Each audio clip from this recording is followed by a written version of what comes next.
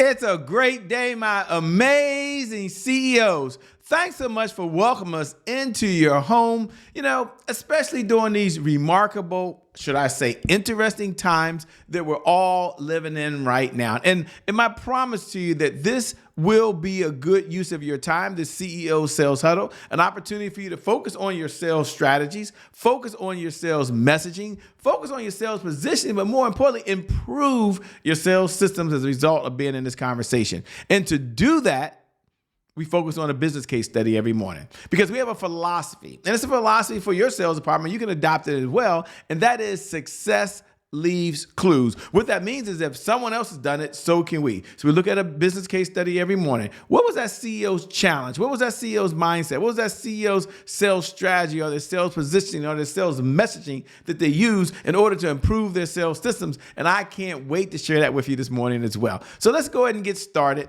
As we get started at this moment. When Shutterfly started back in December of 1999, the world online selling was buzzing, but it wasn't very kind to newcomers, by the way. A simple snapshot camera cost a fortune, and everyone was jumping into the e-commerce game. So it was kind of crowded, by the way. And Shutterfly, an online photo printing service, faced big problems from day one. Does that sound familiar for anyone that's getting into a crowded market? There's already competitors. There's already folks out there, and now you want to end it. You see, the market was new. But here's the difference. The competition was fierce, making it hard for Shutterfly to stand out and get ahead. Not a new problem. But the ride was bumpier than anyone expected. Here's a surprising fact. Despite the hype around startup companies back then, only very few managed to successfully get started, be profitable, if profitable at all, and then sell their stocks to the public. Something called going public, by the way. And Shutterfly tried, and it stumbled along this hard path. Their stocks initially did well, but then failed, disappointing everyone who believed in the company and who had put up their hard-earned money. They learned the hard way, hear me, and this might be something that you might want to hear right now. They learned the hard way that excitement doesn't always turn into profit. They had to play the long game. They had to have a sales strategy. They had to adjust their sales messaging. And inside that, their sales system, and it was just like a chess match where patience and strategy were very, very important. You see, Shutterfly adopted by focusing on real solutions for real customers rather than trying to turn something into a quick profit. So to do this, they had to build a solid sales system, much like creating a smooth running machine that once it's created, it can run. See, this sales structure, this sales system allowed them to grow steadily and even change their approach by offering some cool stuff along the way as they were listening to their clients. So they started doing stuff like personalized gifts, photo books, calendars, cups, mugs. See, Shutterfly learned something very important. By understanding their customers' needs, and this is a great tip for all the CEOs out there, by the way, and really, I believe for any business, know your buyers and then guide them through choices that matter to them. You do that. Oh my gosh, what a big difference. So what's my big takeaway? My big takeaway is what we can learn from the magic of creating a reliable sales system. Think of it as a strong map, guiding you through very challenging times when you're walking through the forest. Shutterfly's journey teaches us that having a proper sales structure and leadership makes the company not only survive, but thrive when times get tough. And this reminds us of the turtle and the hare. Sales strategy, sales positioning, it'll take you exactly where you want to go. So don't focus on selling your products and services. Focus on adding value, listening to your clients, and you will see your sales go up, up, up, up, up, up, up, up, and away. With that being said, my name, by the way, is Shay Brown, host of the CEO Sales Huddle. What an honor, what a privilege it is to serve you. Thank you so much for welcoming us into your home. We appreciate it, and we're going to make this a good use of your time. So every morning we get started with one of our core mantras as a CEO. And you can adopt this mantra. Matter of fact, you can say this mantra with me, and that is focus on sales. I know it's not exciting, but isn't it so true? Focus on sales. Focus on sales. It's 3 words, but those 3 words can shift the trajectory of your company. Focus on sales. Now, you might be saying, why, Shay? Why focus on sales? Why spend any time on that at all right now? Here's why. If you can't focus on sales, you can't be in business, because sales, at the end of the day, no matter what you believe, no matter what product you're serving or selling, no matter what industry you're in, no matter how long you've been in this business, or even if you're very green to this business, here's what I know to be true. Sales is the oxygen for every great business in history. You see, without sales, there's always more money pouring out than there is coming in. And the point I want to make, the point I want to drive home, really, I want you to drive this point home, is that selling is serious business. We're about to have a very serious conversation about your financial future, a serious conversation about your dreams, about your aspirations, a serious conversation about how you're going to have the financial resources to execute the vision you have for the people you were called to serve. So at the end of the day, selling is a very serious business. Now we go to the other side, and as a CEO, we have a pledge that we make to our sales department, and that pledge is learn, earn, and return. And take a look at that for a moment. And you can even repeat those words after me, by the way. I have to learn something new. Go ahead and repeat it after me. In order to earn new revenue from current clients, in order to get old and new clients to return. So I must learn, I must earn, and I must return. When the question is asked, when do you stop learning? The obvious answer is you never, ever, ever stop learning. And then we move on and say, okay, I got it. Then what are our objectives? Why do we get together? What are the objectives of the CEO Sales Huddle? The objectives are really threefold. Number one, you're going to improve your sales every single day. So you show up, and you get a little bit better and a little bit better and a little bit better, or something's top of mind to you. When it's top of mind to you, you're just more likely to execute. How true is that? Or maybe as you're listening, it's about handling any objectives that are in the road, by the way. And isn't that so true? We did a whole case study this morning, and we walked through several setbacks and hurdles and challenges they had. And then they understand the 5 sales pillars that every CEO must know and understand to be successful. Number one, you got to have a one-page CEO sales plan. Just one page. How many pages? One page CEO sales plan. Number two is you understand your sales cycle, your sales message. Number three, the CEO sales dashboard. We're going to do a whole segment on that in just a moment.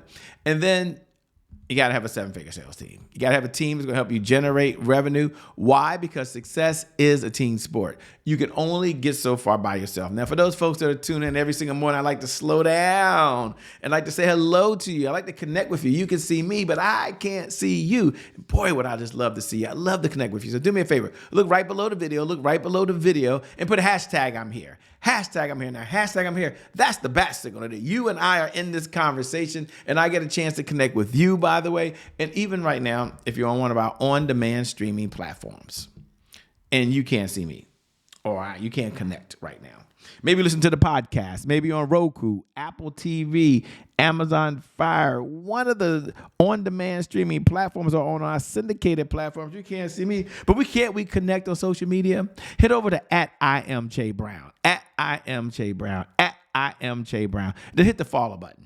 Now I'm going to follow you back because I want to know what you're up to. I want to stay in the conversation with you over and beyond the time that you and I have right now. Isn't that how connections get started? Isn't that so cool? Isn't that a great way to kick this off? Now, for those folks that are tuning in, you might be wondering, what is the big why? Why do you get together? Why do you make this every single day? Our big why is about sales growth, accountability, and consistency. And you may have heard this before, and how true is it that consistency is the key? Consistency is the key. Consistency, is it the key? And having said that, what do most people struggle with most every day? They struggle with consistency. So we have a way to help in that area.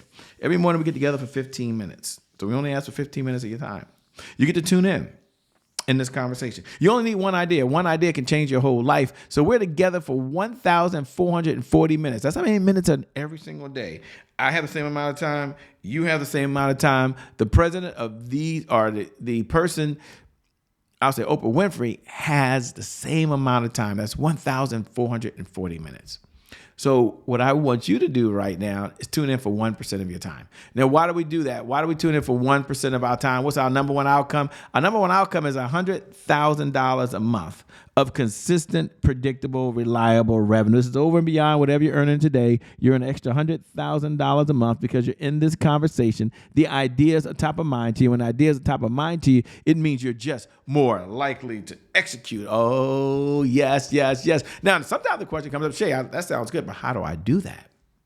Like, what do I measure? What do I look at? How do I know when I'm on track or off track or on track or off track? And life is a series of being on track, off track, on track, off track. And maybe that's you. And if that's you right now, I want you to go over and take a look.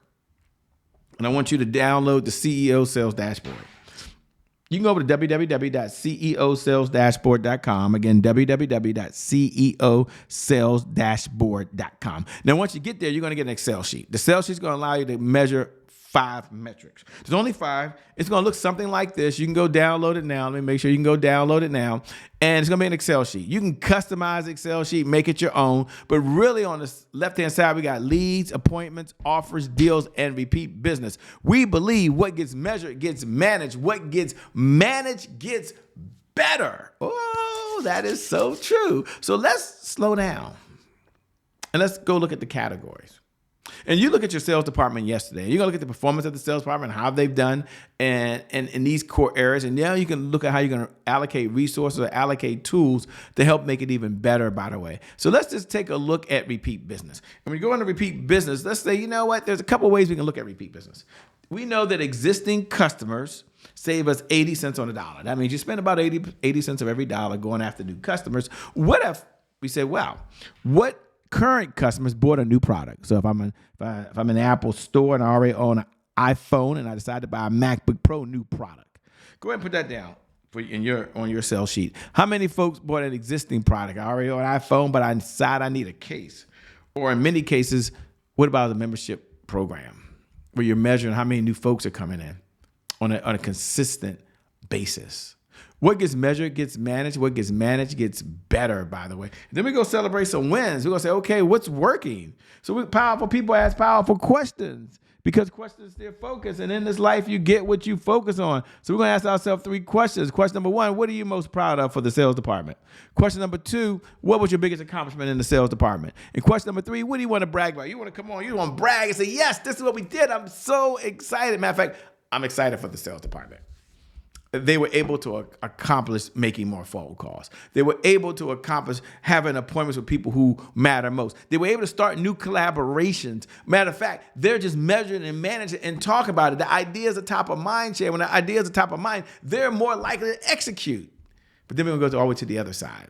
Powerful people ask powerful questions. Why? Because questions steer focus. And in this life, you get exactly what you focus on. So we know every day is not cupcakes, rainbows, and unicorns. There are some challenges. So what was your biggest roadblock in the sales department yesterday that slowed you down, that stopped you, that brought you to a complete halt? And then what's preventing you today from moving forward? Like, you're in charge. You're the CEO. You get to make that decision. What's preventing you from moving forward today? And then last but not most important is, what's the one thing you can do that if it was up to you, you get to make that decision, and in making that decision, you can move the folks forward. Powerful people ask powerful questions. Why? Because questions steer focus. And in this life, you get exactly what you focus on. Wow. My message of the day is solve big problems, get paid big money. Take a look at the biggest problem your clients have right now. Step back and say, if I was to solve that problem, how would I do it? And am I able to do that today? See, when you walk into a room, if I'm at an event, the person that's solving the biggest problems is probably the person that's making the most amount of sales at that particular point in time. They're not trying to convince people. They're not trying to persuade people. They're trying to make people do what they don't want to do. No, they're just solving a problem because of this one philosophy. Put this in your notes. People will pay you today if you help them solve a problem today. We're in the problem-solving business. With that being said, my name is Shay Brown, host of the CEO Sales Huddle. Thanks so much for welcoming us into your home, allowing us to be a part of your CEO Sales Huddle, a part of your sales department, a part of the department helping you generate the revenue that you need that's necessary to execute the vision you have for the people you were called to serve. I believe in you, and I believe right now your best best is still yet to come. Your best is yet to come. Your best is yet to come. With that being said, my name is Shay Brown. I'm out. Peace. See you on the other side.